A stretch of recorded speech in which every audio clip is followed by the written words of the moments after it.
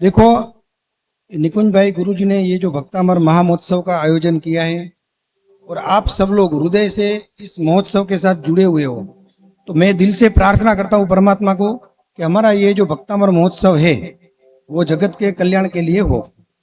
अब इस भक्तामर को समझने के लिए उसका मैं थोड़ा फाउंडेशन बनाता हूँ। अपने में 9 तत्व आता है, बरोबर। उसके बाद 6 लेस्या आती है। अभी 9 तत्व का और 6 लेस्या का ये भक्तामर के साथ क्या संबंध है, उसके लिए अपने को जानना पड़ेगा 5 प्रकार की एनर्जी को। कितनी एनर्जी होती है विश्व में? 5 प्रकार की एनर्जी होती है। सबसे पहले एनर्जी, फिर नेगेटिव एनर्जी, फिर पॉजिटिव एनर्जी, फिर वाइटल एनर्जी और वाइटल फोर्स एनर्जी। ये 5 एनर्जी अपनी बॉडी के साथ कनेक्टिंग रहती है। ये भक्तामर का मैं बहुत सालों से ऐसे पाठ करता हूँ और क्लास भी कराता हूँ।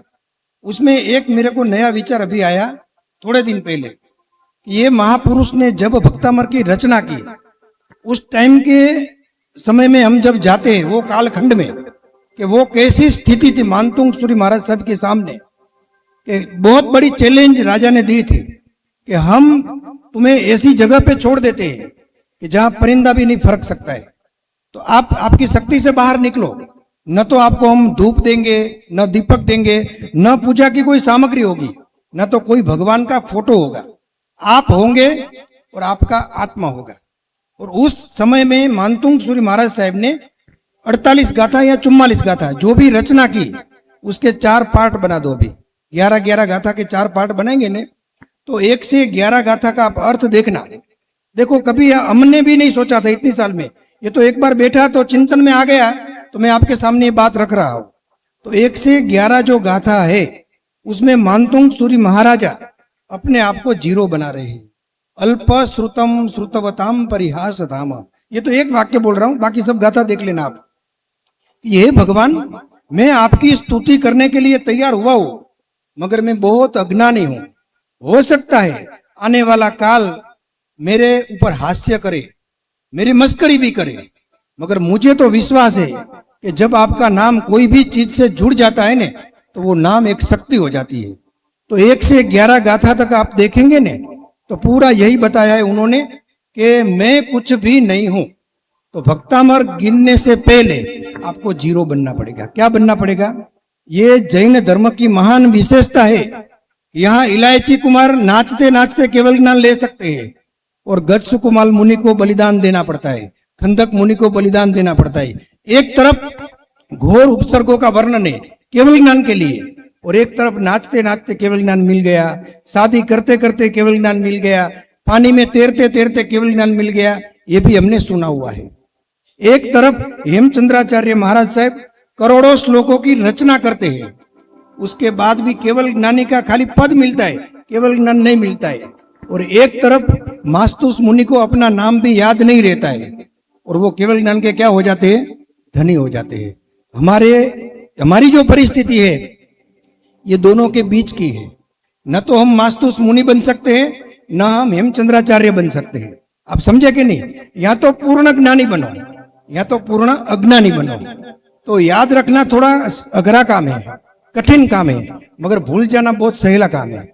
आप यहाँ आए हो ने, सब भूल के बैठ जाओ तो देखो फिर क्या लेकर के जाते हो। मगर बहुत कुछ लेकर के यहाँ आते हो घर से, कि आज मैं भक्तामर में जाऊंगी तो मेरी कोई फ्रेंड मिलेगी, या तो ये मिलेगी वो मिलेगी। बहुत सारे मन में प्रश्न होते, या तो मेरे ये प्रश्न का समाधान मिलेगा। ऐसे बहुत सारे विचारों को लेकर के यहाँ आते, और जाते टाइम क्या लेकर के जाते? आज बहुत मजा आया, आज तो वो लोग भी आए थे, ये लोग भी आए थे। मूल तत्व को हम लोग भूल गए हैं। तो 1 से 11 गाथा में 0 बनने का है। अब देखना, जैसे ही 12वीं गाथा चालू करते हैं और उधर से आगे बढ़ते बढ़ते 23वीं गाथा तक जाते हैं ने, तो वो मानतुंग सूरी महाराज साहब ने भगवान के गुणों का वर्णन किया। जैसे अभी निकुंज भाई ने बताया कि यही शांत राग रुचि भी परमाणु भीष्म, पहले 0 बन गए, अल्प श्रुतम श्रुतवतम। उसके बाद बताया कि हे परमात्मा, आपके गुण तो इतने हैं कि इस पूरे ब्रह्मांड में उसको घूमते हुए कोई रोक नहीं सकता है। मंगल कल्याण आवासम, हे परमात्मा, आप ये शांत रस के परमाणु से बने हुए हो। विश्व में किसी भी व्यक्ति को यदि शांति चाहिए तो लास्ट में घूम करके कहाँ आना पड़ेगा? परमात्मा के चरणों में आना पड़ेगा। वो पूरा वर्णन 12वीं गाथा से लेकर के 33वीं गाथा तक है। उसके बाद देखो वो महापुरुष ने 23 गाथा से 23 गाथा से 34 गाथा तक भगवान के स्वरूपों को दुनिया को बताया कि भगवान जब चलते हैं तो सोना के 9 कमल होते हैं, भगवान जब बैठते हैं तो ऊपर छत्र होता है, अशोक वृक्ष होता है, सिंहासन होता है। पूरा वर्णन जो उन्होंने किया था, जो हम देख नहीं सकते थे, यही शांत राग रुचि भी अपन देख नहीं सकते। अभी भी इस जगह से जबरदस्त परमाणुओं का स्रोत अपनी तरफ आ रहा है, मगर हम एक्सेप्ट नहीं कर पा रहे हैं, क्योंकि हमारे पास वो एनर्जी एक्सेप्ट करने के लिए माइंड चाहिए ने, वो माइंड नहीं है। अब सब लोग क्या बोलते हैं? मन से भक्तामर गिनो, मन से भक्तामर गिनो, मगर मन भी 3 प्रकार के हैं, कॉन्शियस माइंड, अनकॉन्शियस माइंड, सब कॉन्शियस माइंड। तो अपन ने तो ये कभी सोचा भी नहीं है। हमारे जीव विचार वगैरह सूत्रों में भी आता है कि चेतन मन, अचेतन मन, सचेतन मन। तो कौन से मन से आप भक्तामर गिन रहे हो? कॉन्शियस माइंड से गिनने का है और अनकॉन्शियस माइंड में जाने का है। जब आप अनकॉन्शियस माइंड में चले जाएंगे ने तो आप इसके आदी हो जाएंगे। आदी मतलब जिसको व्यसनधारी बोलते हैं। क्या बोलते हैं? जैसे कि एक व्यक्ति ड्रिंक करता है, अभी उस व्यक्ति को ड्रिंक छोड़ाना है तो कितनी तकलीफ पड़ती है? सच बोलो। कोई सिगरेट पीता है, उसको सिगरेट छोड़ानी हो तो कितनी तकलीफ पड़ती है?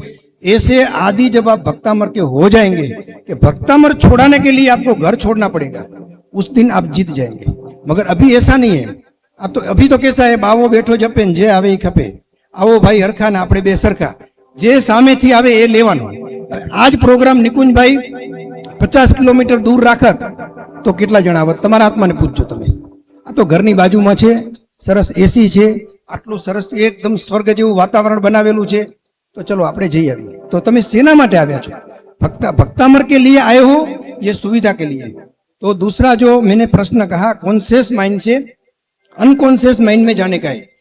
जिस दिन ये महोत्सव पूरा हो जाएगा, उसके 5 दिन के बाद आकर के कोई निकुंज भाई को फरियाद करेगा कि निकुंज भाई मेरी लड़की तो नींद में भी भक्तामर बोलती है, कोई बोलेगा मेरी वाइफ तो नींद में भी भक्तामर बोलती है, तो ये हमारा सफल हो गया। आप सोचे, मगर ऐसा नहीं होता है। जब भी हमारे पास टाइम होता है, अनुकूलता होती है, तब बोलते। यहाँ पर महापुरुष ने जोरदार धमाका कर दिया कि भगवान मैंने जो 11 से 22 गाथा में वर्णन किया ने, उस वर्णन को देखा भी है। ऐसा नहीं है कि आप शांत रस के परमाणु हो। अरे जब आप चलते हो ने तो वृक्ष भी आपको झुक जाते हैं। आप जब चलते हो तो जमीन के ऊपर सोना के 9 कमल की रचना होती है। यही मेरी बात को प्रूफ करते हैं कि आप शक्ति के सामने स्वामी हो। ये तीसरा विभाग है। अभी चौथे विभाग में क्या बताया? 33 गाथा से लेके 44 गाथा तक उन्होंने पूरा वर्णन किया कि उद्भूत भीषण जलोदर भार भुगना। दुनिया का कोई भी संकट हो, जब कोई व्यक्ति आपके चरणों में आता है ने, तो वो आपत्ति अवसर में पलट जाती है। क्या होता है? आपत्ति किस में पलट जाती है? अवसर में पलट जाती है। तो ये आपको करना है। जो लास्ट का विभाग है 11 गाथा का, ये हमारे जीवन के लिए है। तो 4 ध्यान रखो। अभी भक्तामर की 4 स्टेप। पहले 0 बनने का, जिसमें महापुरुष ने बताया अल्प श्रुतम श्रुतवतम। मानतुंग सूरी जितने तो ज्ञानी हम नहीं है, और मेरा तो व्यक्तिगत मानना ऐसा है। देखो, इसको कोई शास्त्र से संबोधित मत करना कि कौन से शास्त्र में लिखा हुआ है। बहुत सारी चीजें कोई शास्त्र में लिखी हुई नहीं होती है, फिर भी अपन अनुभव करते हैं और वो अनुभव के आधार पर बोलते हैं। मानतुंग सूरी महाराज साहब का जो कालखंड था, वो मंत्र का था। किसका था? और उस टाइम पे सभी मंत्र के योग्य स्तोत्र बने। भक्तामर बनाया, कल्याण मंदिर बनाया, लघु शांति बनाई, उवसग्रम बनाया। अब का जो काल है वो उससे भी अच्छा काल है, उससे भी अच्छा है। क्यों? कि वो खाली मंत्र का काल था और ये मंत्र और यंत्र का काल है। अब चाहे व्यक्ति तो आकाश में अपने शरीर से भी उड़ सकता है, और कोई भी व्यक्ति शरीर से नहीं उड़ सकता है, तो वो पैसा खरीद के एयर इंडिया में बैठ के भी आकाश में उड़ सकता है। उस टाइम पे कैसा था? खाली व्यक्ति मंत्र से कार्य कर सकता था, यंत्र विज्ञान इतना जागरूक नहीं था। अभी देखो, आज मैं बोल रहा हूं, लास्ट तक ये सुनाई दे रहा है, और कोई अमेरिका में बैठा होगा वो भी सुन रहा है। वो काल में ऐसा नहीं था, खाली यंत्र मंत्र युग था। अब मंत्र का युग और यंत्र का युग। पहला बात ये। दूसरी बात, भगवान महावीर स्वामी ने कहा था कि मेरे निर्वाण के 2500 साल तक भस्म ग्रह की जोरदार असर रहेगी, और उस असर में पूरे जैन शासन के ऊपर बहुत सारी विपत्तियां आएगी। ये आपको मालूम है ना सबको। तो ये जितने भी स्तोत्र बने हैं मंत्र प्रभावक, वो खराब समय में बने हैं। भगवान ने जो बताया था कि भस्म ग्रह का उदय है, ये समय में जैन शासन के ऊपर बहुत सारी विपत्तियां आएगी, और उस विपत्ति का निवारण करने के लिए वो महापुरुषों ने वो काम किया और सफल भी हो गए। मगर अब ये समय नहीं है, अब भस्म ग्रह भी चला गया, उसका समय भी निकल गया। अब तो उद्दित काल हुआ है, ये सुवर्ण काल जैन शासन का चल रहा है। यदि खराब समय में देलवाड़ा के मंदिर बनते हैं, राणकपुर के मंदिर बनते हैं, शत्रुंजय के जीर्णोद्धार होते हैं, हेमचंद्राचार्य जैसे बड़े महापुरुष हमको मिलते हैं, ये तो खराब समय की हमारी कथा है। अब तो सुवर्ण समय है, तो सुवर्ण समय में क्या नहीं हो सकता है, बहुत कुछ हो सकता है। हमें सिर्फ हाथों से हाथ मिलाना है। हम लोग क्या करते हैं, हाथ से हाथ नहीं मिलाते। ये निकुंज भाई छोटी उम्र से इस चीज को लेकर के बैठे, एक ही चीज को पकड़ के रखी है। बहुत सारे लोगों ने बहुत बार कुछ भी किया होगा, उन्होंने उस चीज को छोड़ा नहीं है, तो उस चीज को न छोड़ने से यहां तक पहुंचे हैं। अभी आप लोगों की जिम्मेदारी है कि हम लोग जो जैन धर्म का बहुत बड़ा काम करने के लिए संकल्प करके निकले, उसको सपोर्ट कैसे देना, उसका प्लेटफॉर्म कैसे बनाना। हकीकत में इस समय में ऐसा एक काम करना ने बहुत बहुत अगरा काम है। हम भी कभी कभी सोचते हैं कि ये कैसे हो सकता है। आप खाली एक कल्पना करो कि आपके घर में कोई एक छोटा सा प्रसंग है राकेश भाई, और आपको 3 दिन ये हॉल बुक कराना है, खाली कितना दिन, कितना खर्चा होता है कि नहीं होता है। और चलो वो खर्चा तो कर देंगे कोई भी व्यक्ति। अभी सुबह में ऐसे टाइम में इतने लोगों को यहाँ एकत्रित करना, वो भी भक्ति भाव वाले, ये भी सेकंड चैलेंज है, कोई नहीं कर सकता है। हम तो ये लाइन में है ना, इसलिए हमारे को मालूम है। उसके बाद अभी इतने कलशों को सजाना, यहाँ पर ये सब चीजों को स्थापना करना, और स्थापना करने के बाद इस चीजों का प्रभाव लोगों तक पहुंचाना, ये भी कितना अगरा काम है। अगरा काम है कि नहीं। यहाँ तो आसाधना भी हो सकती है, आराधना भी हो सकती है, सब जिम्मेदारी तो इनकी ही है ना। अच्छा होगा बुरा होगा, जिम्मेदार कौन है। ये तो सबको ये सिंहासन दिखाई देता है, मगर उसके पीछे जो चैलेंज है ना, वो किसी को दिखाई नहीं देती है। एक बार आप खाली कल्पना करो ना यहाँ बैठने की और ये सब जिम्मेदारी लेने की, तो रियल में कलयुग के अंदर ये भक्तामर कल्प वृक्ष के समान है। मगर उसके लिए एनर्जी, फिर negative energy, positive energy, white energy, vital force energy, conscious mind, unconscious mind, subconscious mind, ये तीनों चीजों को आपको बड़े ध्यान से समझना पड़ेगा। और जिस दिन समझ जाएंगे ना, उस दिन कुछ भी समझने की जरूरत नहीं पड़ेगी। मैं तो ये मानता हूं कि अज्ञानी बनना सबसे अच्छा है। क्या बनना? अज्ञानी। हाँ, मैं कुछ भी नहीं जानता हूँ, आप मेरे को जो दे रहे हो उसको मैं एक्सेप्ट कर रहा हूँ। फिर देखो वो जहर भी दे देंगे ना, तो वो क्या बन जाएगा? अमृत। मीराबाई क्या बोली बेचारी कि मैं तो कृष्ण की भगत हूँ। उसका पति उसको बोलता है कि तू पागल होके बाजार में निकलती है और कृष्ण का नाम लेती है, तेरे कपड़ों का भी ख्याल नहीं रहता है, मेरा बहुत खराब लगता है। तो मीराबाई ने कहा तेरा खराब लगता है वो तेरा विषय है, मैं मेरे कृष्ण को, मेरे उसकी धुन को भूलूंगी नहीं, मुझे उसमें पूरा विश्वास है।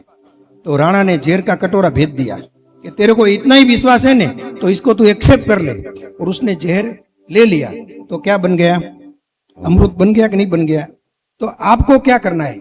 जहर पीना तो सीख लो। ऐसे भी तो पूरा दिन जहर ही पीते हम संसार में। क्या पीते हैं बोलो? कोई आपके घर वाले या घरवाली माला तो पहनाती नहीं है आपको, एक ही बात बोलती है, तेरे को खबर नहीं पड़ती है, वो बोले तेरे को कुछ मालूम नहीं पड़ता है। तो नहीं पड़ता है तो जीरो ही बन जाओ ने। और यहाँ पर मानतुंग सूरी महाराज साहब ने भी वही कहा है कि अल्प श्रुतम श्रुतवतम। हे भगवान, मैं तो बहुत अज्ञानी हूँ, हो सकता है मेरे पीछे लोग हंसेंगे, मगर मुझे उसका कोई टेंशन नहीं है, क्योंकि मुझे इतना विश्वास है कि तेरा नाम कोई भी चीज से जुड़ जाएगा ने, वो चीज अमृत बन जाएगी। क्या बन जाएगी? बस तो हम यही प्रार्थना करते हैं। ज्यादा समय आपका लेते नहीं है, टाइम भी हो गया है, तो आप लोग धीरे धीरे जीरो बनो, अपने चीज को फॉर्मेट लगा दो। अभी भी बहुत दिन बाकी है। कितने दिन बाकी है? बहुत दिन। एक घड़ी आधी घड़ी, आधी में भी आध, तुलसी संगत संत की कटे कोटि। अभी लास्ट में 3 मिनट में एक मेरा दृष्टांत ये भक्तामर के साथ जुड़ा हुआ है, इसलिए पूरा कर देता हूँ। आप लोग रियल में ताली बजाएंगे, इतना जोरदार दृष्टांत है। देखो ये भक्तामर का फल हमको क्यों नहीं मिलता है? निकुंज भाई को तो मिल गया, वो तो मैंने देखा है। ये जीरो थे तभी मैं उनको पहचानता हूँ, आज हीरो है तो भी मैं पहचानता हूँ। हमारा गुरु शिष्य का संबंध मानो, भाइयों का संबंध मानो, मित्रता का, हमारे संबंधों को बहुत नाम दे सकते हैं। और निकुंज भाई का काम कैसा है? दत्तात्रेय भगवान का नाम सुना है? उसके कितने गुरु थे? 27 गुरु थे। तो इनकी एक विशेषता है कि कहीं कहीं भी ज्ञान मिलता है ना तो वो लेने के लिए चले जाते हैं और हाथ जोड़ के ज्ञान ले लेते हैं, फिर उस ज्ञान को आप तक पहुंचाते हैं। हमारा में ये महानता नहीं है। हम तो कोई एक गुरु को पकड़ लेंगे, फिर बोलेंगे अभी ये गुरु जी के पास जा रहे हैं तो वहां नहीं जाने का। तो ऐसा नहीं होता है, कभी भी जहां से ज्ञान मिले वहां से ले लेने का।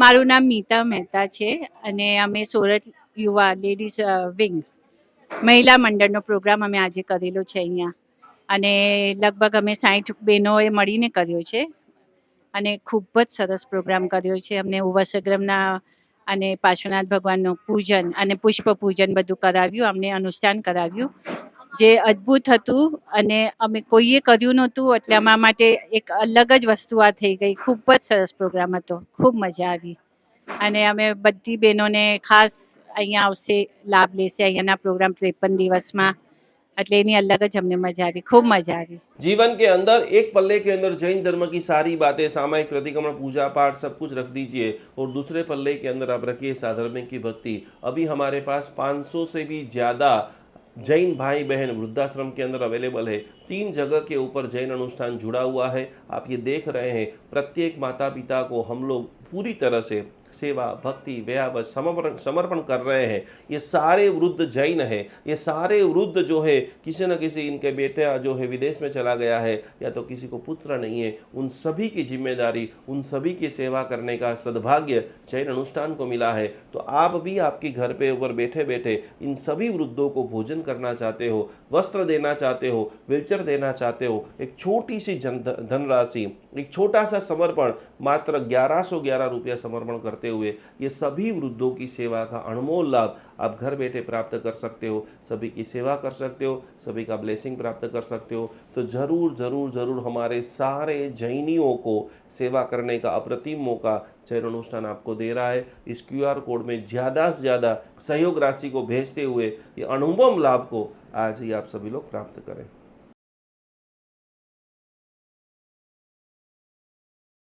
अहिंसा परमो धर्म भगवान महावीर की बातों को समझते हुए आज हम हजारों गायों को रक्षा करने का एक अद्भुत मिशन चालू कर रहे हैं, जिसके अंदर हमारे पास अभी सैकड़ों गाय आ चुकी है, जिनकी सेवा के लिए जितने भी लोग ये वीडियो देख रहे हैं, जितने भी लोग गौ के भक्त है, जितने भी लोग गौ की सेवा करना चाहते हैं, गाय माता हमारी माता है। गाय का एक एक अमृत, पंचामृत जो है वो हजारों लाखों देरासरों के अंदर दिव्य शक्ति को प्रदान करता है।